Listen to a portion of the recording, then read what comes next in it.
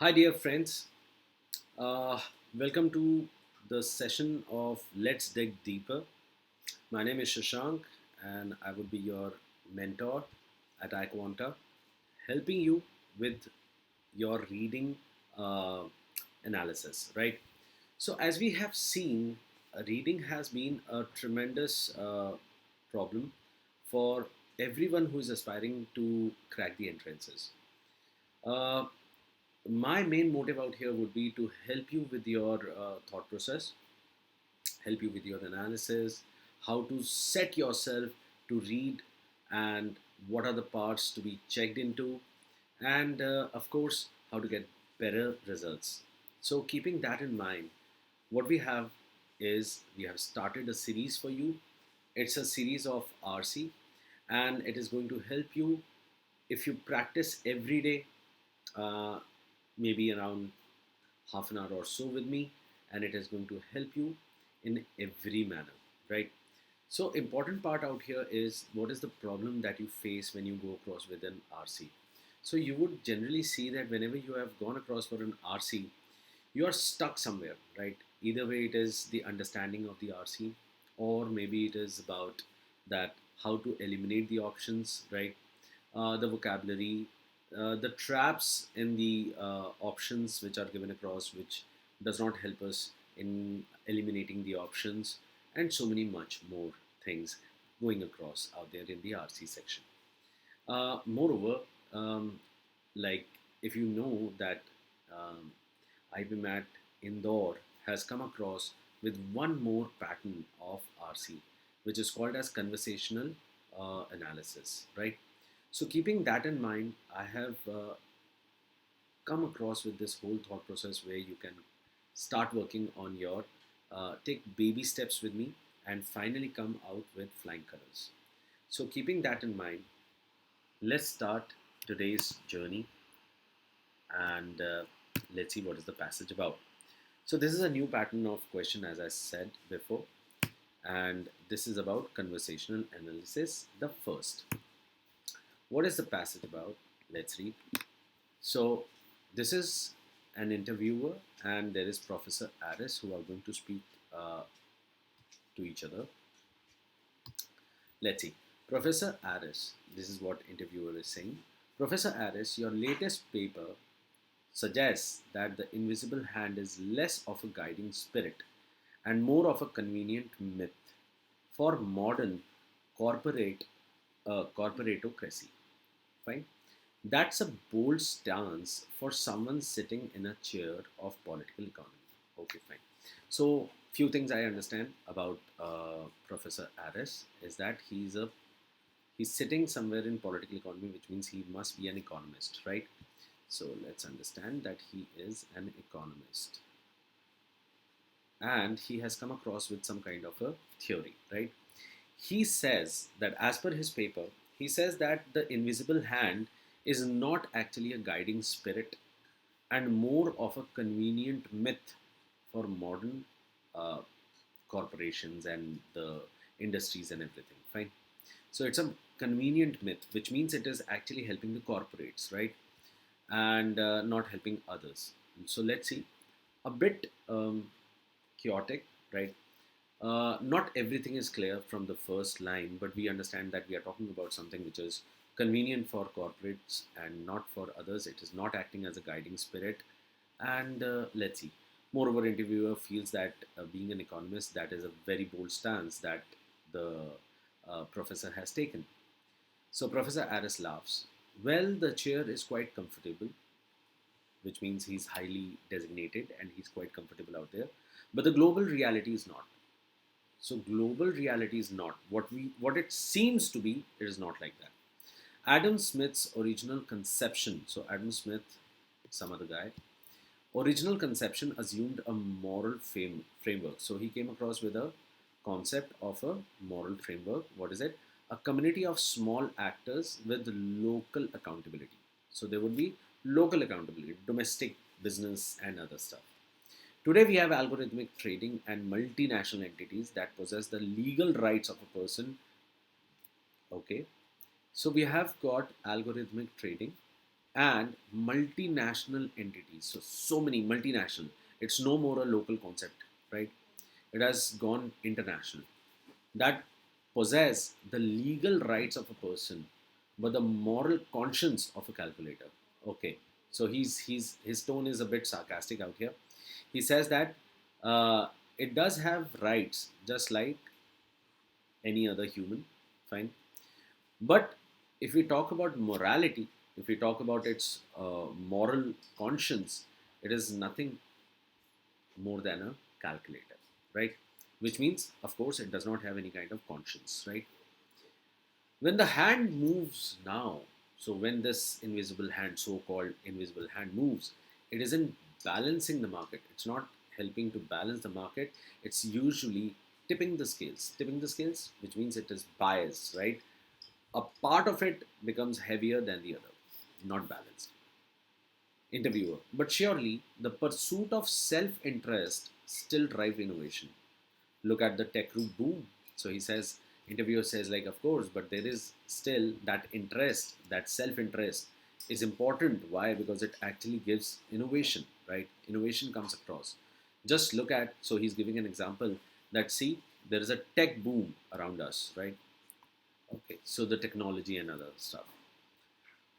Professor Aris, innovation, yes, distribution, no. Okay, again, so Professor Aris, he says that innovation is there. Of course, innovation is there, but there is no proper distribution. Again, the balancing is not there. We have conflated growth with health. So we feel like we have added these two together. We have joined them together. What? Growth and health. Okay. You can have a tumor that grows rapidly. So it is actually, a person has a tumor and it is growing, right? Can this growth actually be conflated or joined with something to do with health? So he says that doesn't make the body healthy. So which means not all type of growth is healthy, right? We have optimized our economy for efficiency at the cost of resilience. So what have we done? We have optimized our economy. Economy is going up with efficiency, but at the cost of resilience, right? When a supply chain is so efficient that a single canal blockage or a regional conflict halts global trade, you haven't built a masterpiece of capitalism, you have built a house of cards. So he says that uh, we are so efficient, right? Our supply chain is so efficient that even a single hurdle would bring the global trade to a halt. So this is not actually masterpiece, right? This is rather a house of card. What is house of card? Of course, it has to be a negative thought process. So house of card is something which is flimsy, not balanced, not straight. The fundamentals are totally not strong. They are weak. Okay. Interviewer, so you are advocating for a return to protectionism. So interviewer says like, okay, fine, so which means like you want that protectionism should come back. So what is protectionism? It is more of something to do with uh, local trade, fine, where the government is totally working towards, or the economy is totally domestic, right? And they do not want anyone outside the world, uh, outside the nation to come across and do any kind of business out there. So Professor Aris says, not at all. That's the binary trap we always fall into. So that is basically, that's the confusion. That is the two-way path where we always get trapped. I'm advocating for embeddedness. So embeddedness is where we mix them together, right? We insert the characters of one into the other, right? If a policy increases GDP but destroys the social fabric of a manufacturing town, so let us suppose we have a there is increase in the GDP, right? But it is actually destroying the social fabric of a manufacturing town. Fine. A political economist shouldn't call that a net gain. It cannot be called as a net gain, right? They should call it a structural failure. It's actually a failure more so on basis of structure. Interviewer, critics would say you are being idealistic. Idealistic is someone who is like far-fetched ideas, right? Visionary. So more or less a bit negative. Why? Because visionaries are generally thinking about unrealistic things, right? So critics would say you are being idealistic. how do you quantify social fabric in a spreadsheet? Spreadsheet is basically where they are going to mark all the uh, ROI and other stuff, profits and loss, right? So he's saying like, how can you actually quantify quantity using quantity, right? Quantify social fabric. So professor says you can't, and that's the point. The obsession with quantification. So he's actually blaming the world to be obsessed with quantification, only the numbers, is exactly what blinded us to the rot, and that is why we are totally blinded. And what we are doing is not so. As per him, we are not actually growing. We are more towards what we are nothing but house of cards, right?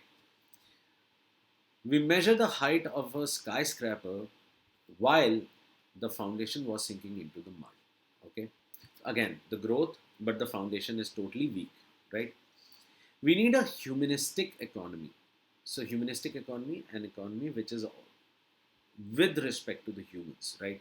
Or we will find ourselves governed by the very tools we build to serve us. So he's saying like, or else what is going to happen is all these uh, techs or tools that we have built for our own use so that they serve us, but we would ourselves become a slave of it, right? We would actually be governed by the tools, right? So this is what the whole story is about. Let's see what are the questions and let's go about. The reading was not that difficult, a bit here and there. Yes, you need to catch hold of the analogies and the metaphors that he's using, and then accordingly we can go across with the questions. So let's see. What is the primary purpose of Professor Aris House of Cards analogy? Right? So, what is it actually he's trying to say? Let's see. What are the options we have? The option is to argue that capitalism is an inherently unstable system destined for collapse. So, he's saying that capitalism is what? It is an inherently unstable system. Yeah, he did talk about that, that the capitalism is actually master, say, built a masterpiece of capitalism, you have built a house of cards. So this part clearly shows that he feels that capitalism is a bit unstable. I can understand. Next, it says destined for collapse. Now, this destined for collapse is a bit extreme, right? Don't you think so? So this part is actually saying that this is there is no other option. It is going to happen, that it is going to collapse. But that was not given across to us. It's an extreme case, and we can safely remove A. Fine. B part, to highlight that extreme efficiency often creates a dangerous lack of system robustness. Fine. So see, where did we get this? It says yeah, we have optimized our economy for efficiency at the cost of resilience.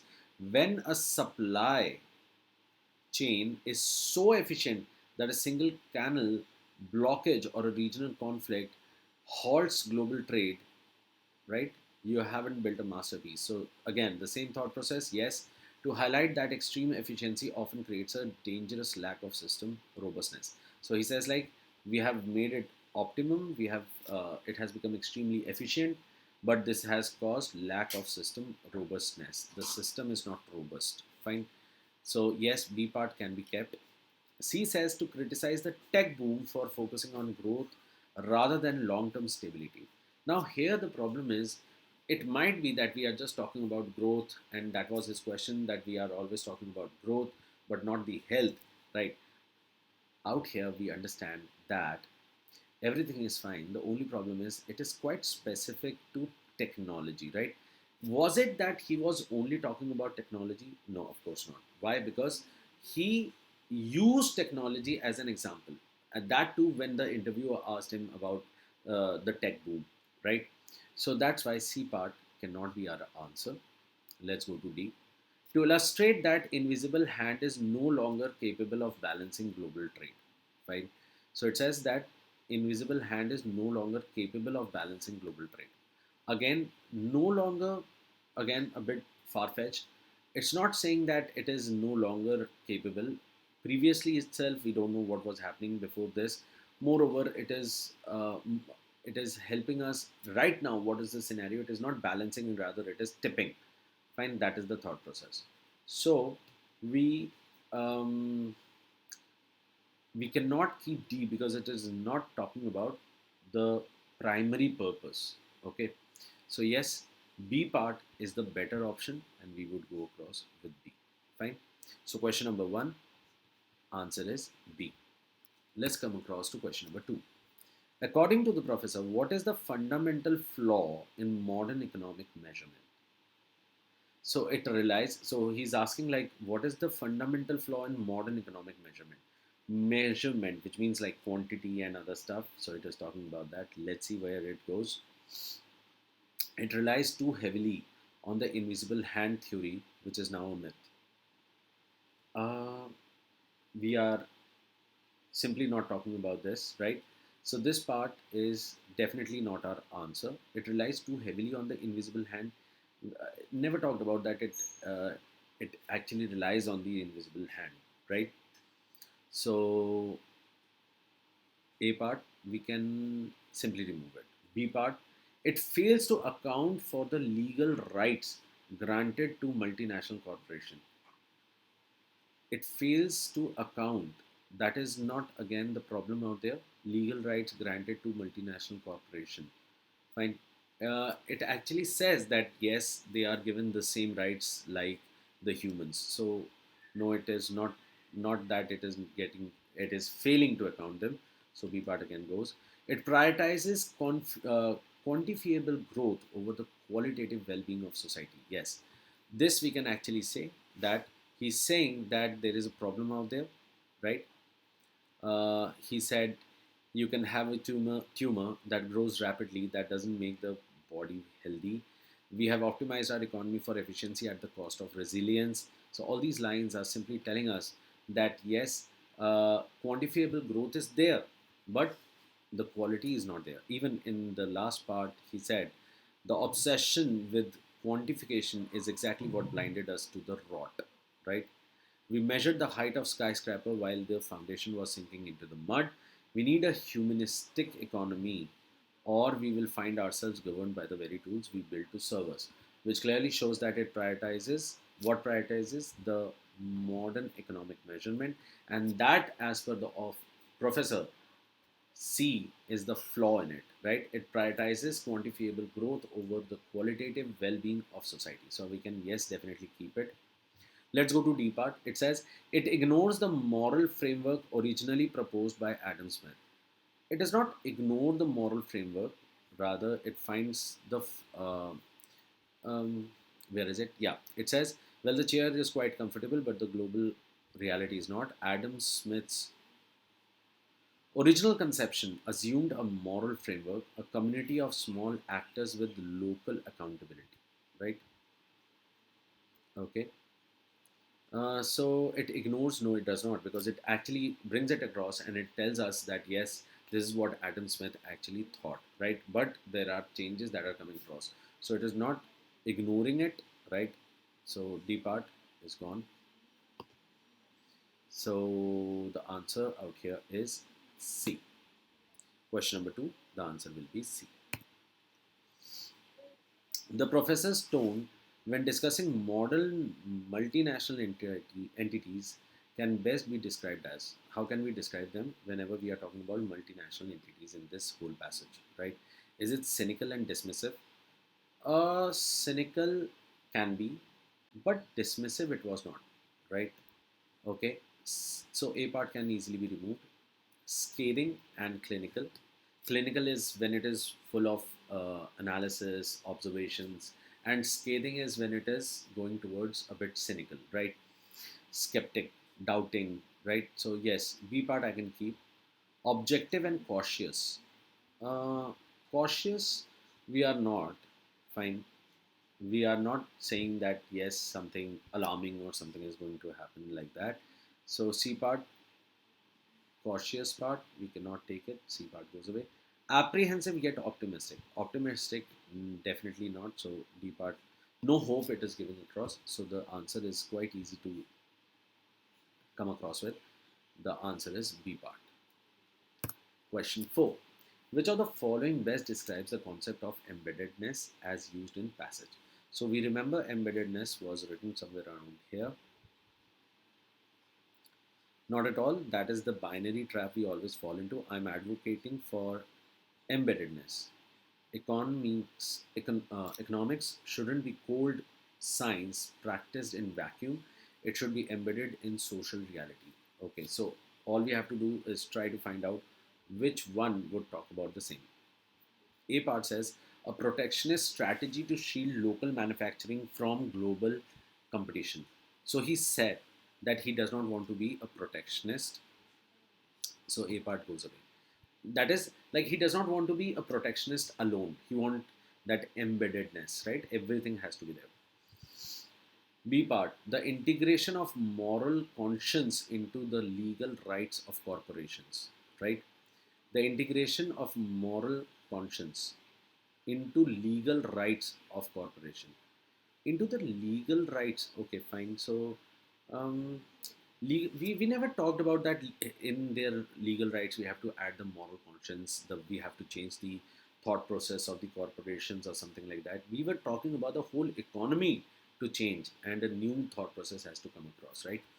So B part, I'll just keep it for the time being. I'll go to the C part, a middle ground between rapid tech innovation and government regulations. Again, it is very specific about this.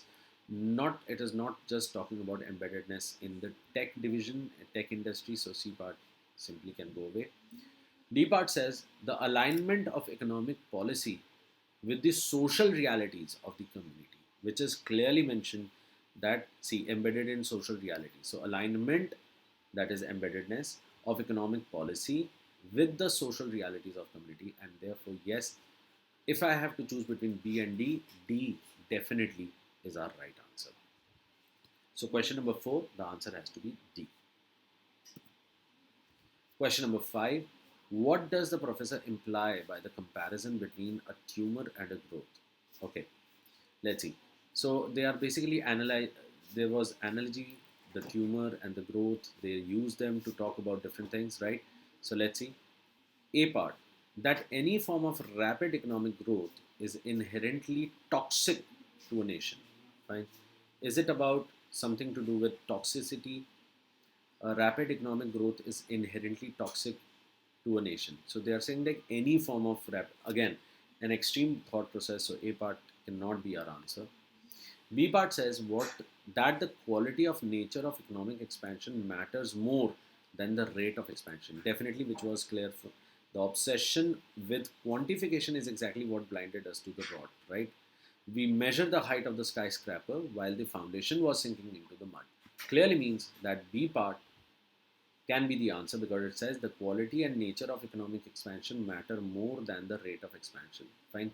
This is what the professor is trying to tell us. Fine.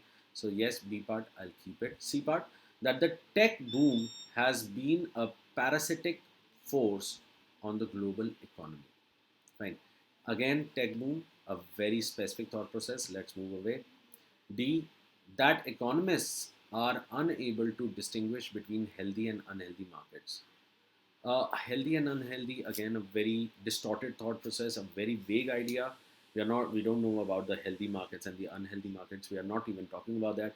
We are talking about how the economic policies need to be, right? So the better answer, the right answer has to be B and not D. Easy. Come across to the last question.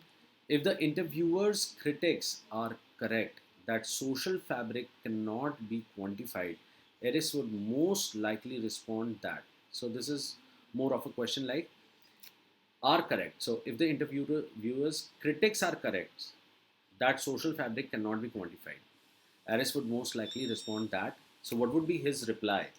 We must develop new complex algorithms to finally measure social health. Is it about that?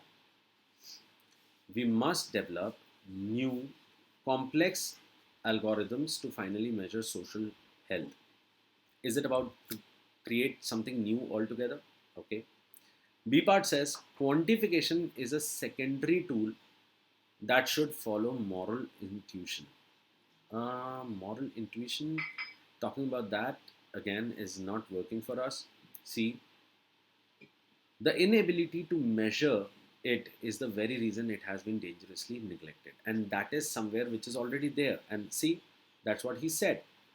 You can't, and that's the point. So because interviewer specifically said that how do you quantify social fabric in a spreadsheet, which means interviewer actually had a thought process that it cannot be done so, right? So that's why he says that the inability to measure it is the very reason it has been dangerously neglected. Yes, fine. So C part is yes, definitely a thought process we can keep. Economic policy should be based on idealism rather than data. So economic policy should be based on idealism. No, of course, it was not about idealism. So he would definitely not respond with this. D part goes away. B part, let's read it again after reading C, because it is always important that when you find that one answer that seems to be the answer, right? So in that case, what happens is you need to read the others as well, okay? And then you compare them and see which one is going better, okay? So the B part says quantification is a secondary tool that should follow moral intuition. Okay, so see again, it was not secondary or primary. It was actually talking about embeddedness, right? Which means they have to align and work together. So yes, B part, no, it sidelines quantification, which is not right. We must develop new complex algorithms to finally measure social health. We don't know anything about that. The whole story was revolving around how economy and social health or social reality be aligned together. It was not about how to create something new altogether, right? So A part again can be removed. So right answer for us is C. So my dear friends, as you can see, if you give one good read of the whole paragraph or the passage, it becomes easier for you and you would be able to do many questions without actually going back to the passage, right? So it is very important for us that we give to this practice these sessions, which are going to be very useful for you only if you follow them dedicatedly. Fine. Shashank Gupta signing off for the day. I'll come across and meet you with yet another RC or a conversational uh, uh, analysis for you to ponder upon. Thank you very much. Take care.